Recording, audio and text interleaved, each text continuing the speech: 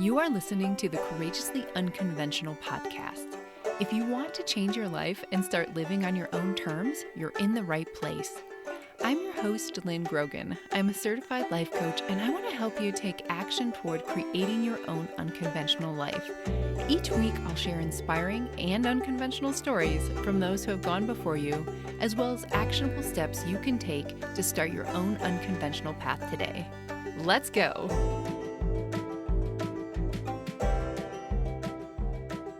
Hey all, welcome back to the show.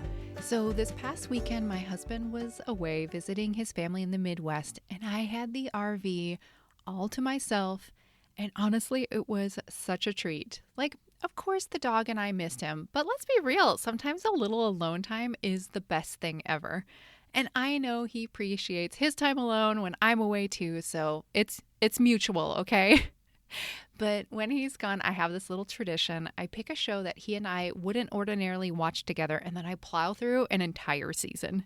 So this time I chose the show Alone, and I ended up liking it so much that I knew I had to bring it into today's podcast episode.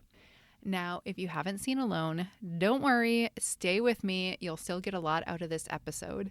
The premise is super simple, so it doesn't even matter if you've seen the show before.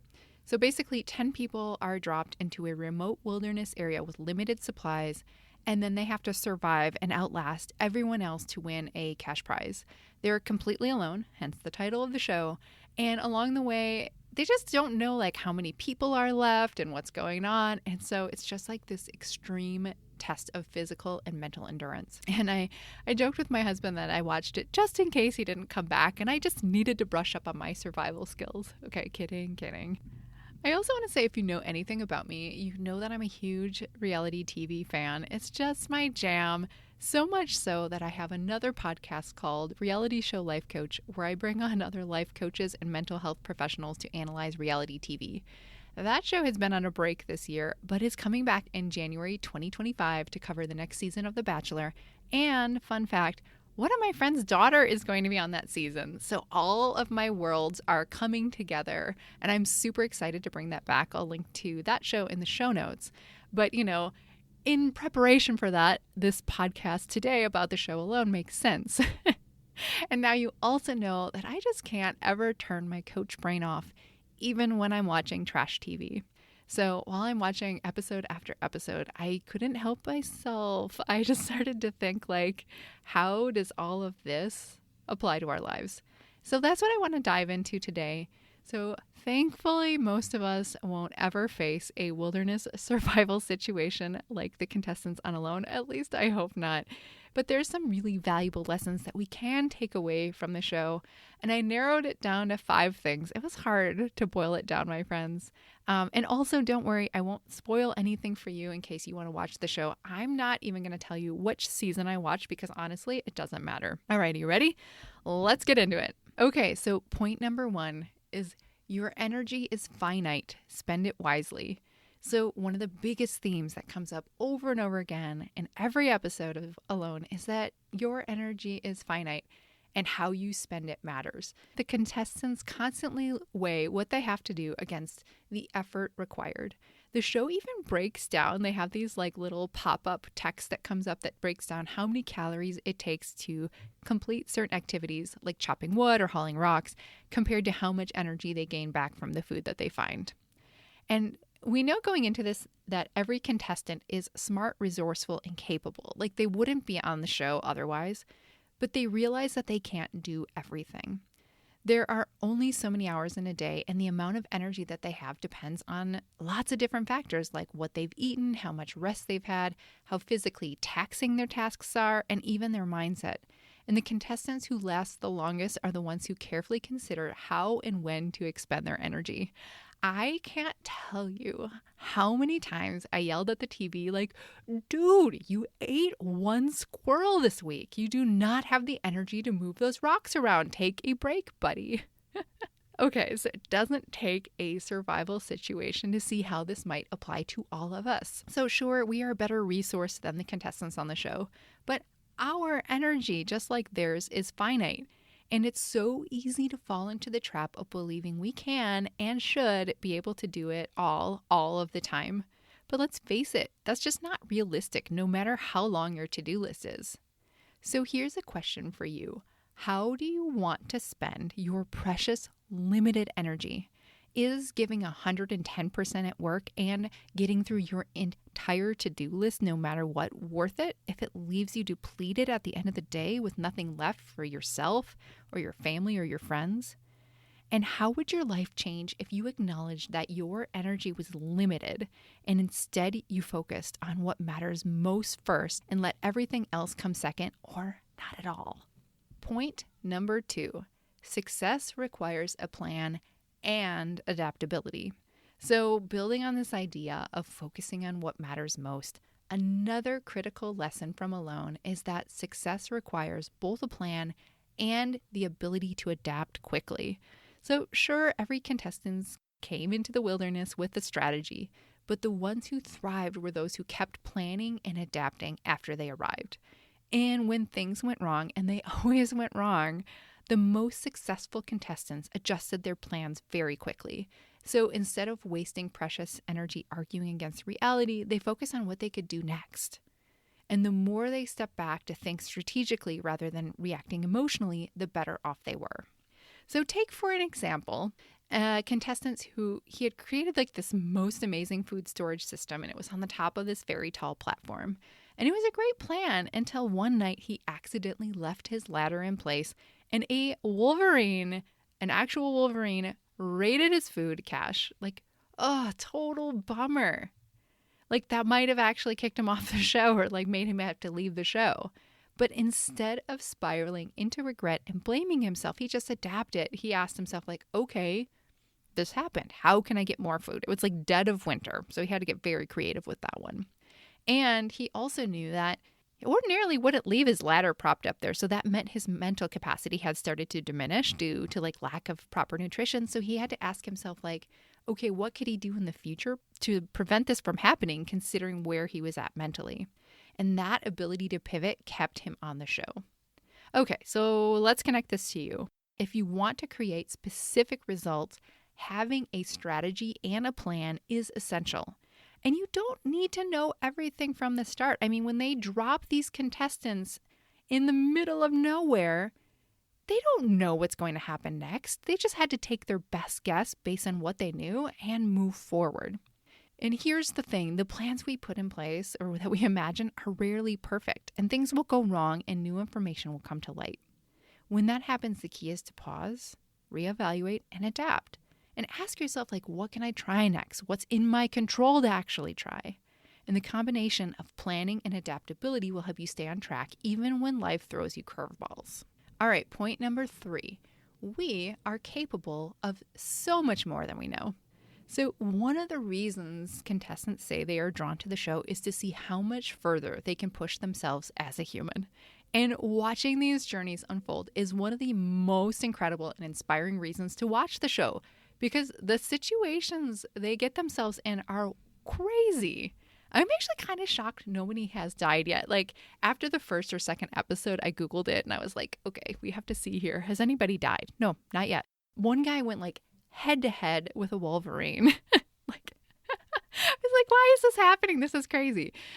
You can't help but wonder, like, what else are people capable of? And then also, like, what else are you capable of? One of the best ways to figure this out is actually to put yourself in a new environment you've never been in before and see what happens. One of my clients did this recently. She's working on building up her confidence, and she recently went on a solo weekend by herself. She had never really done anything like that before, or not anytime recently, as she would often go with her partner or her friends and not go on her own. And in coaching, we talked through how to talk to her partner about wanting to go alone and what were her reasons for doing that, how to make supportive decisions for the weekend, how to be comfortable or mostly uncomfortable being alone, but handling it.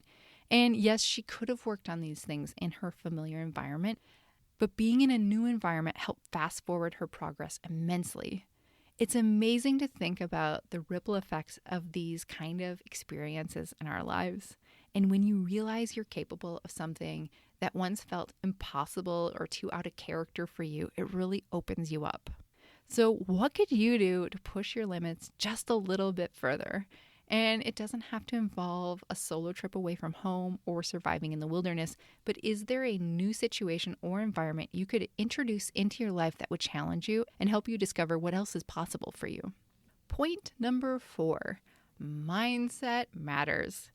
Yes, my friends, having a good attitude matters, even if you're in a remote wilderness area all by yourself.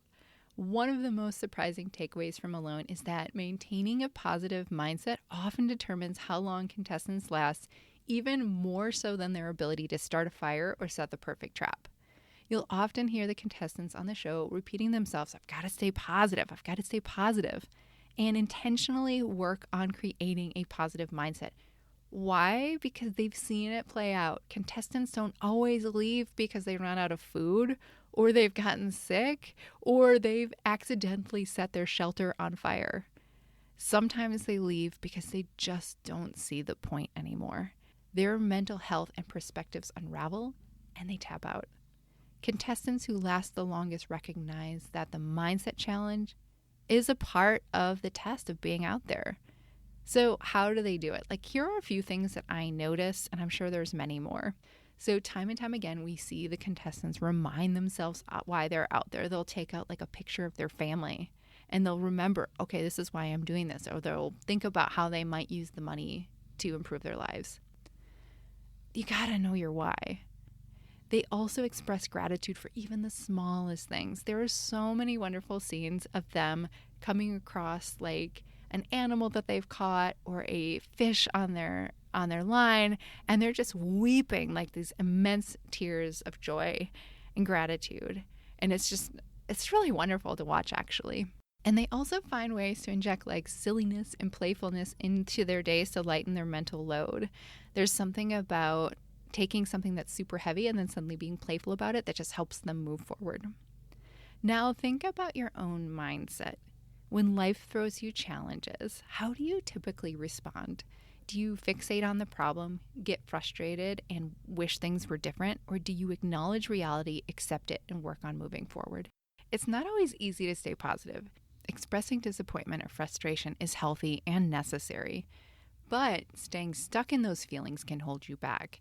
Developing a positive mindset is a skill, and like any skill, it takes practice.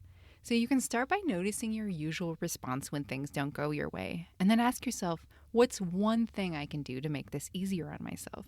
What's one thing that's going right even in this situation? These small shifts in perspective can change everything. All right, number 5, keep the big picture in mind and allow yourself to change your mind. This last point is all about keeping the big picture in mind. Many contestants come on Alone with one big motivating goal. They want to win the money. It is a life-changing amount of money. It's part of the reason why they are willing to endure weeks of hunger and loneliness and discomfort. They want to change their lives, and money could help them do that. But what's fascinating is that how after spending so much time alone and reflecting on their lives, some realize that there are more important things beyond that life-changing amount of money. And it's a tough decision to tap out of the game. For many, it's agonizing, and you just watch them stare at their satellite phones for hours before they make the call because they've poured so much energy into this goal. But what the show highlights is how powerful it can be to reevaluate your priorities and redecide what matters most to you. And for some contestants, the biggest shift isn't just about surviving the wilderness. It's learning to let go of things, even super big goals, when it no longer aligns with what you truly value. If you listen to one of my recent podcast episodes called Changing Your Mind is a Sign of Growth, Not Flakiness, you'll know that this is a concept I think a lot about for myself and with my clients. And sometimes when you gain new information or insights, it's not only okay to change your mind, it's necessary if you want to move forward.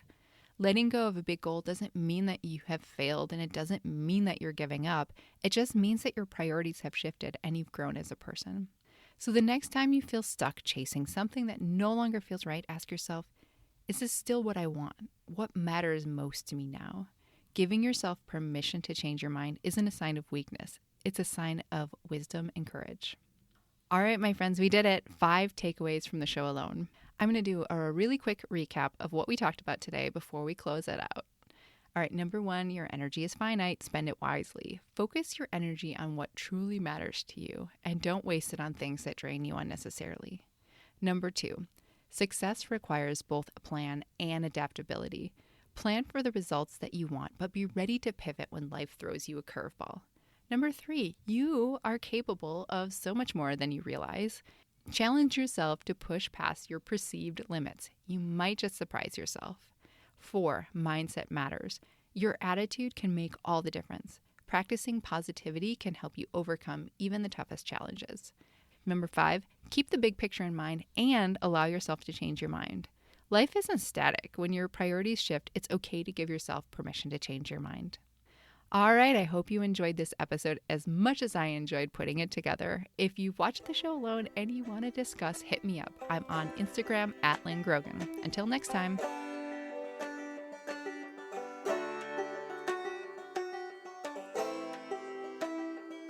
Hey friend, thank you for listening to today's conversation.